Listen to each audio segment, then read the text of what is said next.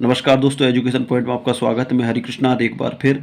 आज का टॉपिक है दोस्तों ज्यामिति, है ना। ये एमपी टेट का टॉपिक है दोस्तों। ये जो एमपी टेट है, मध्य प्रदेश प्राथमिक शिक्षक भर्ती, उसमें सिलेबस में दिया गया है दोस्तों। और ज्यामिति में से लगभग एक दो क्वेश्चन 100% आने वाले दोस्तों, है ना।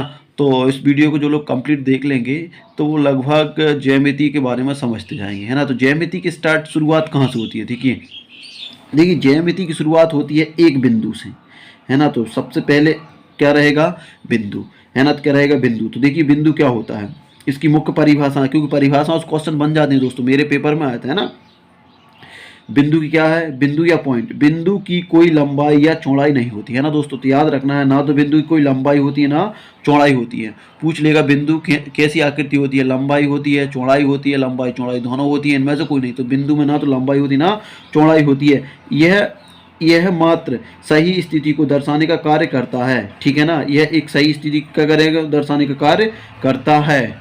क्या करता है दोस्तों? ये सही स्थिति को दर्शाने का कार्य करता है। जैसे वृत्त के बीचों बीच में स्थिति दर्शाने के लिए केंद्र एक बिंदु है। तो जैसे देखिए दोस्तों, ये जैसे मान लो ये वृत्त है, ये मैंने वृत्त बनाया, तो वृत्त के बीचों बीच क्या दर्शाने के लिए? ये केंद्र है ना। तो ये बिंदु है ना, इसको दर्शाने के लिए जिसका उपयोग किया जाता है वो केंद्र है ना। तो इस तरीके से आप लोगों को समझ में आया होगा। इसके बाद देखेंगे हम नेक्स्ट।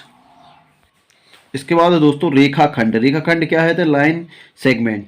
तो देखिए दो बिंदुओं के मध्य रेखा का वह निश्चित भाग जिसका मापन संभव हो तथा अन्य प्रकार के रेखाखंडों की तुलना की जा सके रेखाखंड कहलाता है। देखिए सीधी बात यह है कि दो रेखाओं, देखिए दो बिंदुओं के मध्य, जैसे मान लो ये बिंदु है और ये बिंदु है, इन दोनों के बीच में यदि रेखा है, देखिए ये मैंने खींची लाइन, है ना। तो ये क्या है? आप लोगों की रेखाखंड है। क्यों है? क्योंकि इन दोनों को हम नापना संभव हो सकता है। इसको हम नाप सकते हैं कि ये 5 सेंटीमीटर, 2 सेंटीमीटर, 10 सेंटीमीटर जितनी की हुई है ना। जैसे मान लीजिए मैंने खींची लाइन, तो ये क्या है? एक रेखाखंड, है ना। दो बिंदुओं के मध्य की जो बीच की दूरी रहेगी वो क्या कहलाएगी?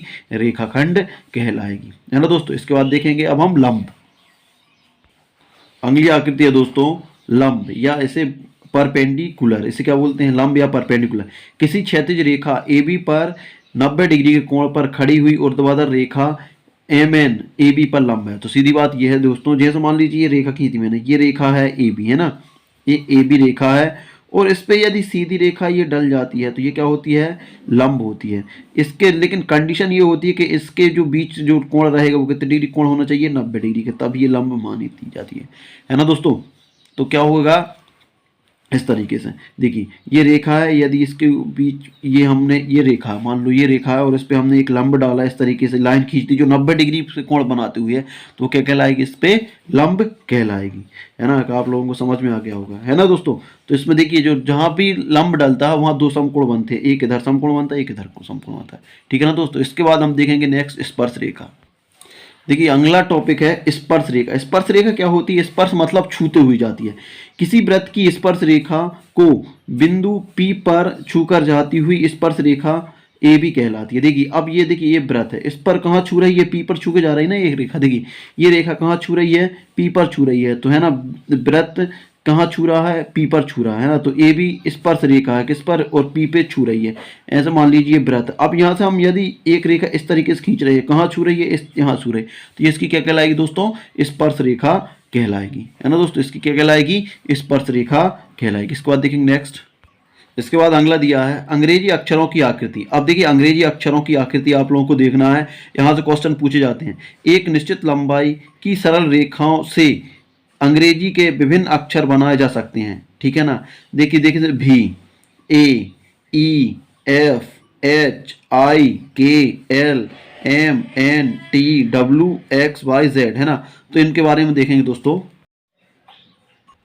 देखिए इसके बारे में दिया, उपरोक्त रेखाओं से यदि लंबाक्षर को ज्ञात किया जाए तो ऐसे कुल दो अक्षर L और T हैं। इन दोनों अक्षरों में दोनों रेखा एक दूसरे पर लंब है। देखिए यदि लंब की बात करें तो देखिए जैसे L है तो L इस तरीके से है ना, तो L ये देखिए रेखा पर लंब दिख रहा ना, यहाँ पर कितने डिग्री कोण बनता है? 90 डिग्री का।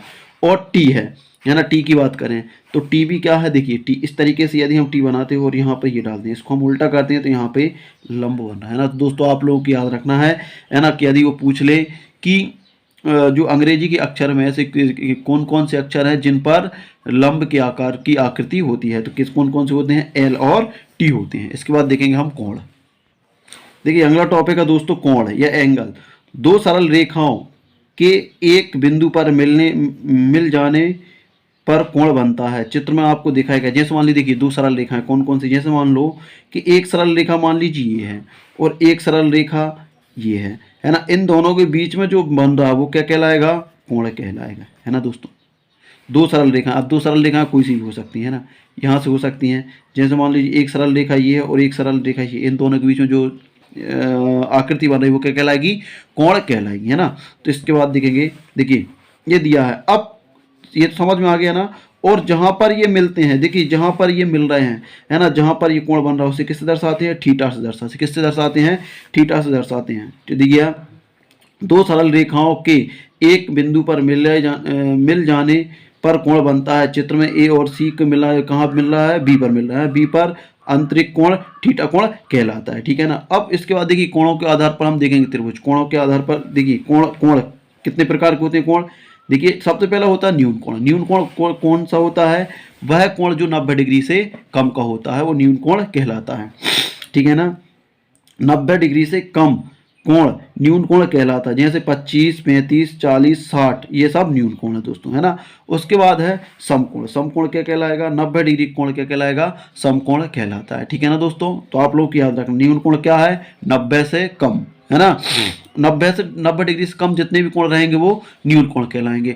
और 90 डिग्री का यदि कोण रहेगा तो वो क्या कहलाएगा, समकोण कहलाएगा। और 90 से अधिक डिग्री कोण रहेंगे जो रहेंगे उसको क्या कहलाएंगे हम, अधिक कोण कहते हैं। उसको क्या कहेंगे हम दोस्तों, अधिक कोण कहते हैं। जैसे 98, 130, 45, 78, है ना, कि ये कोण क्या है, ये सारे कोण कैसे हैं, अधिक कोण हैं, है ना दोस्तों। इसके बाद देखेंगे, उसके बाद है सरल कोण। देखिए सरल कोण क्या होता है, सरल कोण 180 के कोण को सरल कोण कहते हैं। तो आप लोगों को देखिए याद रखना है किस कोण को सरल कोण कहते हैं, 180 डिग्री कोण को सरल कोण कहते हैं, है ना दोस्तों। याद रखना है 180 डिग्री कोण को क्या कहते हैं, सरल कोण। 90 डिग्री को समकोण, है ना। 90 से कम को क्या कहेंगे, 90 से कम को न्यून कोण, 90 से अधिक को 90 से अधिक को क्या कहेंगे, देखिए 90 से कम कोण को क्या कहेंगे, न्यून कोण। 90 से अधिक को अधिक कोण, है ना। 90 को समकोण और 180 को क्या करेंगे हम, सरल कोण। उसके बाद है देखिए एक सरल कोण बराबर दो समकोण होते हैं, ये याद रखना आपको। देखिए एक सरल कोण कितने डिग्री का होता है, एक सरल कोण होता है 180 डिग्री का।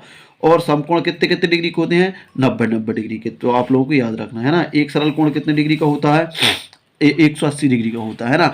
और समकोण कितने कितने के होते हैं, 90 को मिला देते हैं तो समकोण बन जाता है। तो क्या है, देखिए एक सरल कोण रहेगा बराबर क्या रहेगा, 90 प्लस 90। जब दो 90 में 90 मिल जाएंगे तो क्या हो जाएगा, एक सरल कोण बन जाएगा, है ना दोस्तों। तो समकोण, ठीक है, दो समकोण बराबर एक क्या होता है, एक सरल कोण बराबर दो समकोण, ठीक है ना।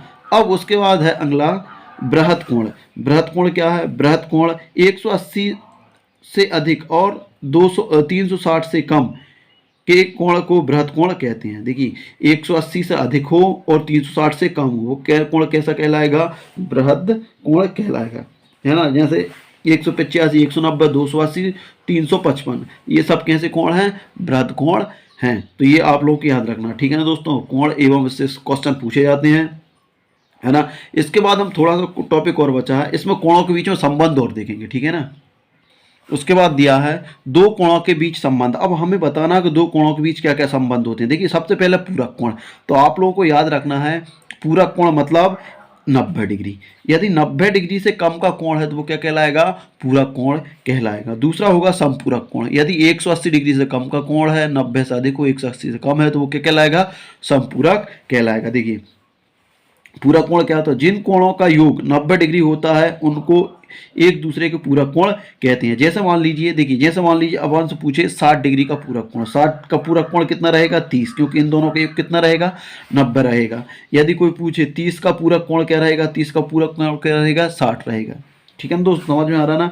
45 का पूरक कितना रहेगा, 45 का 45 रहेगा। यदि हम 10 की बात करें, 10 का पूरक कितना रहेगा, 80 डिग्री। तो ऐसे आप लोगों को याद रखना है ना। तो समझ में आ रहा होगा कि पूरक और संपूरक क्या होते हैं। और संपूरक की बात करेंगे, देखिए ये पूरक की बात हो गई, संपूरक की बात क्या रहेगी। देखिए संपूरक में रहेगी 180 वाला, 180 में का योग होना चाहिए दोनों का। जैसे मान लो मैं कहूँगा कि 120 का समपूरक है तो 120 का समपूरक कितना रहेगा, कितना रहेगा, 180 करना है तो 60 रहेगा। 180 का समपूरक क्या रहेगा, 60 डिग्री रहेगा, ठीक है ना, नहीं सॉरी 180, 120 का समपूरक क्या रहेगा, 60 डिग्री रहेगा। तो देखिए दोस्तों, अब इसको देखें, जिन दो कोणों का योग 180 होता है उनको एक दूसरे के संपूरक कहते हैं। जैसे 100 का संपूरक एक 100 का जैसे 100 डिग्री का कोण 80 डिग्री को एक दूसरे के समपूरक कहते हैं। तो ये आप लोगों को याद रखना, पूरक मतलब छोटा, छोटे की बात करेंगे तो 90 डिग्री है ना, पूरक मतलब छोटा, पूरक मतलब छोटा, छोटा मतलब 90 है ना, और संपूरक मतलब बड़ा। देखिए समपूरक, समपूरक बड़ा हो रहा ना, देखिए पूरक छोटे में आ रहा है, पूरक छोटा है मतलब 90 की बात करेंगे। जिन कोणों का योग 90 है वो क्या कहलाएगा, पूरक। जैसे मान लो 45 और 45 और 45 90, मतलब 45 का पूरक 45, ठीक है ना। 10 का पूरक 80, ठीक है ना, ऐसे याद रखना आप लोगों को, ठीक है ना। और जिनका क्या हो रहा है, जिनका योग 180 है, जिनका योग कितना है 180 होता है, वो क्या कहलाएंगे, संपूरक कहलाएंगे। जैसे मान लीजिए हम बात करेंगे, जैसे मान लीजिए 10 का संपूरक क्या रहेगा, 10 का संपूरक रहेगा 170, ठीक है ना। 10 का संपूरक क्या रहेगा 170, है ना। हम करें 160 का पूरक संपूरक क्या रहेगा, 160 का पूरक संपूरक रहेगा 20। तो इस तरीके से आप लोगों को याद रखना होगा, है ना। तो पूरक और संपूरक पे से एक क्वेश्चन पूछा जाता है दोस्तों। तो इस तरीके से हमारा पूरक संपूरक हो गया है। तो इस तरीके से हमने आज ज्यामिति का फर्स्ट पार्ट कंप्लीट कर लिया है, जिसमें हम रेखा से संबंधित सारी चीज़ें पढ़ ली हैं, है ना। इसका एक वीडियो और रहेगा जिसमें रेखा और कोण पे संबंधित क्वेश्चन रहेंगे, है ना, कितने कोण बन जाते हैं जब दो रेखा समांतर होती हैं, तो इसको हम देखेंगे अगले पार्ट में। तो दोस्तों वीडियो आपको कैसा लगा, आज वीडियो अच्छा लगा तो इसे लाइक कर दीजिए, शेयर कर दीजिए और चैनल को सब्सक्राइब कर लीजिए, है ना दोस्तों। धन्यवाद।